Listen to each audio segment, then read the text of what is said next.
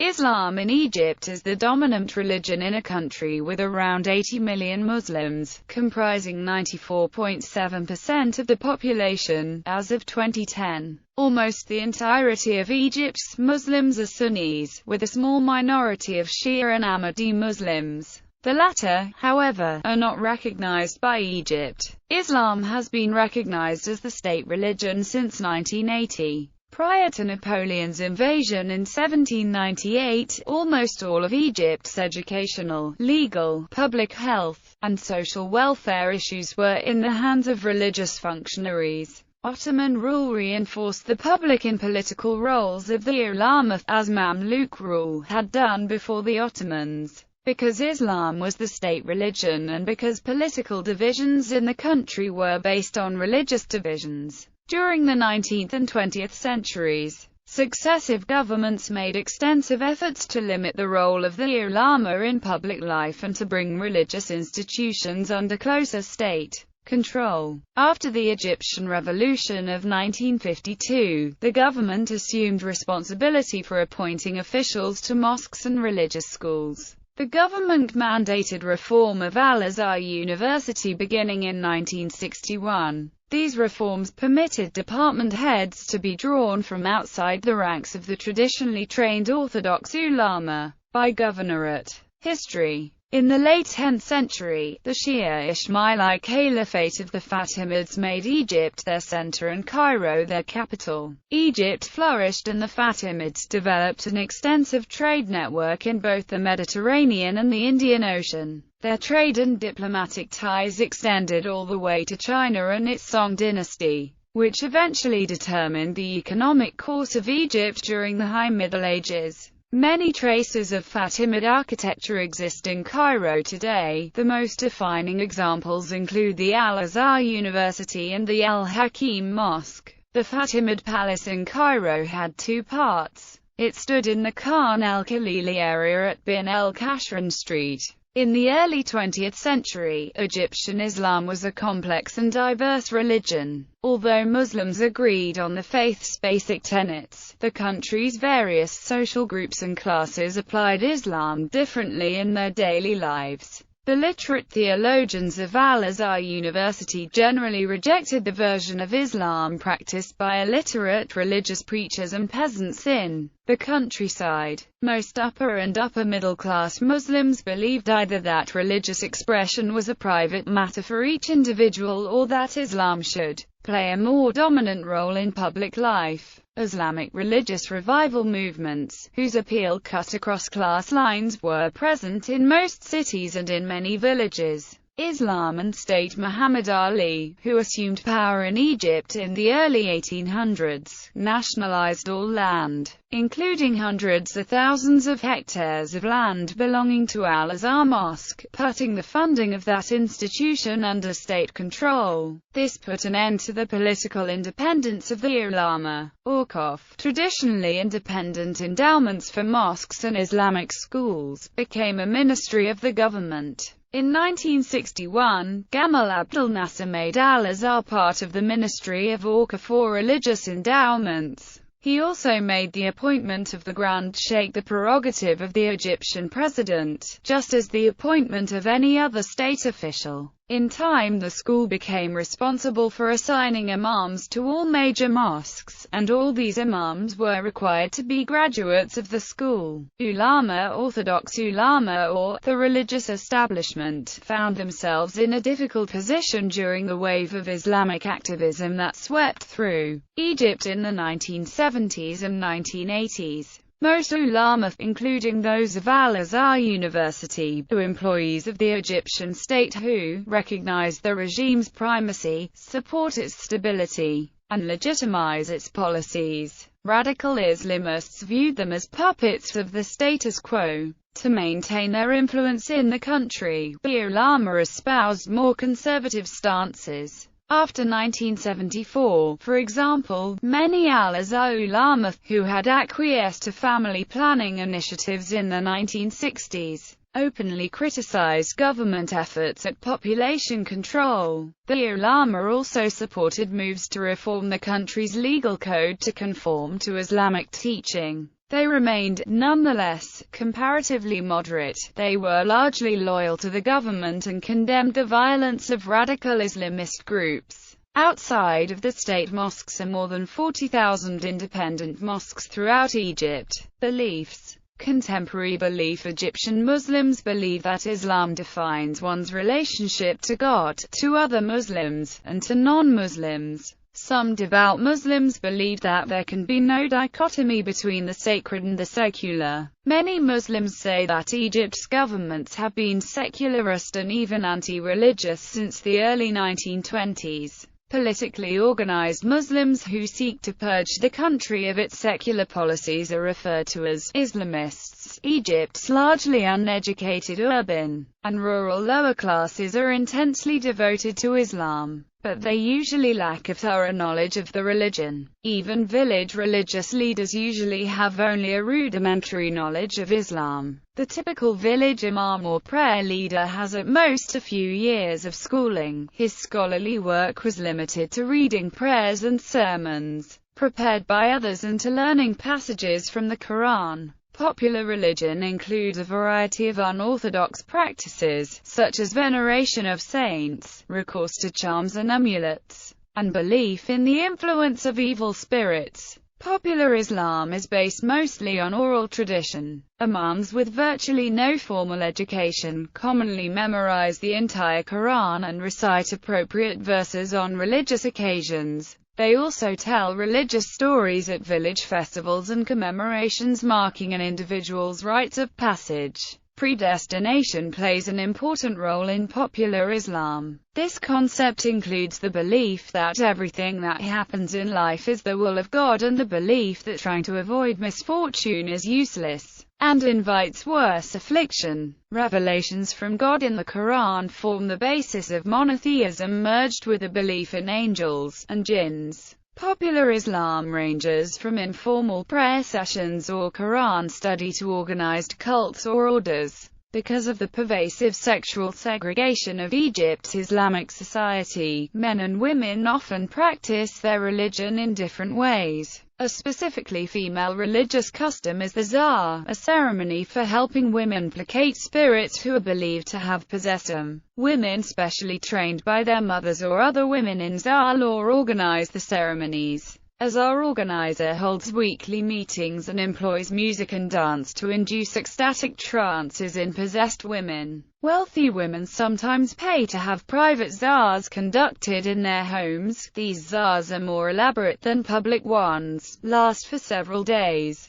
and sometimes involve efforts to exorcise spirits. However, while once common, the zar is rarely practiced today, under fire for its perception as a religious heresy. There are more than 45 million citizens 35 years old or younger. The influence of digital youth culture is found in preachers such as the very popular Amr Khalid, who maintains a disciplined focus on the lives, issues and problems of the upper middle classes, espouses "living a comfortable life", talks to youth about "getting closer to God", without changing one's lifestyle, promotes hijab while joking about dating and flirting. The young "sheikhs" deliver their sermons over the internet, on private satellite channels and in sports clubs, away from the control of Al-Azhar and the state. Sufism, a primarily male spiritual manifestation of Islam, is Sufism, an Islamic mystical tradition. It has been called the default setting of Muslim religious life in Egypt, although many Sufis are thought to have voted for the Muslim Brotherhood, Freedom and Justice Party. Sufism exists in a number of forms, most of which represent an original tariqah developed by an inspired founder, or sheikh. These sheikhs gradually gathered about themselves murids, or disciples, whom they initiated into the tariqah. Gradually the murids formed orders, also known as turuq, which were loyal to the sheikh or his successors. In Egypt there are 74 Sufi orders, each headed by its own sheikh. Overseeing them is the Supreme Council for Sufi Orders, and the President of Egypt is directly in charge of Sufi affairs. The devotions of many Sufi orders center on various forms of the dhikr, a ceremony at which music, body movements, and chant induce a state of ecstatic trance in the disciples. Since the early 1970s, there has been a revival of interest in Sufism. Egypt's contemporary Sufis tend to be young, college-educated men in professional careers. Estimates of the number of Sufis in Egypt include at least a third of the adult male Muslim population in Egypt being members of a Sufi order. 15 million of the country's roughly 80 million citizens claim Sufism as a practice. Still another says while 15 million are registered as Sufis, the true figure is likely to be higher. Participation at the festivals the Sufi orders organize is perhaps twice that.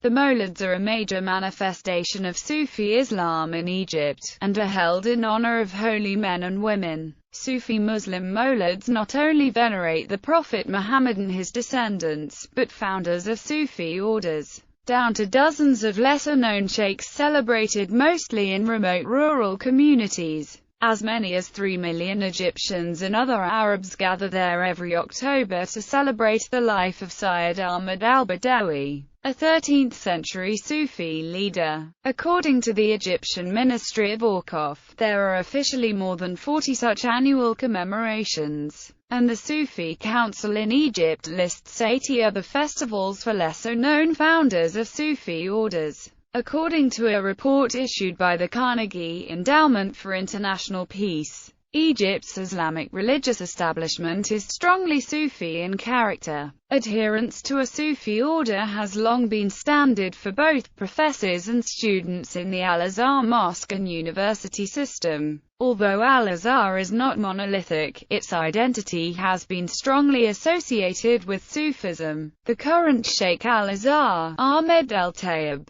is a hereditary Sufi sheikh from Upper Egypt who has recently expressed his support for the formation of a World Sufi League. The current Grand Mufti of Egypt and senior Al-Azhar scholar Ali Gomar is also a highly respected Sufi master. Salafi. An estimated 5 to 6 million Egyptians are Salafis. Scholar Tarat Osman describes Salafis before the 2011 revolution as the most important or pervasive Islamic force in the country, with an influence many times more than that of organized political Islam, with no history of violence, no organizational structure, no manifestos and no obvious political ambitions. They were tolerated by the Mubarak regime and ignored by the news media. The Salafi movement benefited from government support the 1990s when the government hoped to combat and undermine the violence of the jihadi Salafi al-Gamar al-Islamiyya with the preaching of the apolitical Salafis. It has also benefited from some of the $70 billion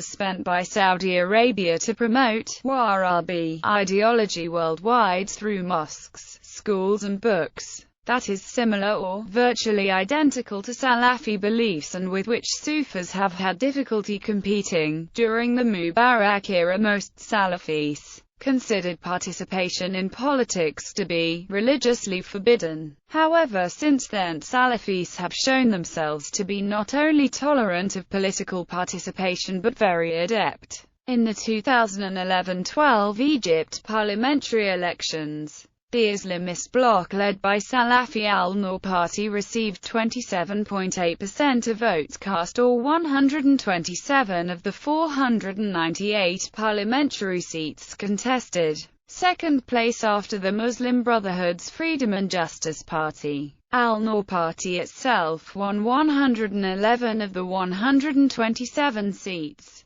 Sufi Islam is a sore point with Salafi Muslims. Salafi and other Islamists believe Sufi tombs are un-Islamic and have sometimes sabotaged or vandalized tombs and molids. Quranism. Non-sectarian Muslims who reject the authority of Hadith, known as Quranists, Quraniyun, or Ahl al-Quran, are also present in Egypt. During the early 20th century, the ideas of Egyptian Quranists like Muhammad Tawfiq Siddiqui are thought to have grown out of Salafism, specifically a rejection of taqlid. Notable Egyptian Quranists include Sidki, Rashad Khalifa, Ahmed Subhi Mansour, and Tawfiq Ahmed. Shia. While almost all of Egypt's Muslims are Sunni, there are a small number of Shia. The Syrian civil war has brought on an increase in anti-Shia rhetoric by Sunnis and in at least one case bloodshed. In June 2013, a mob of several hundred attacked a house in the village of Abu Musallam near Cairo,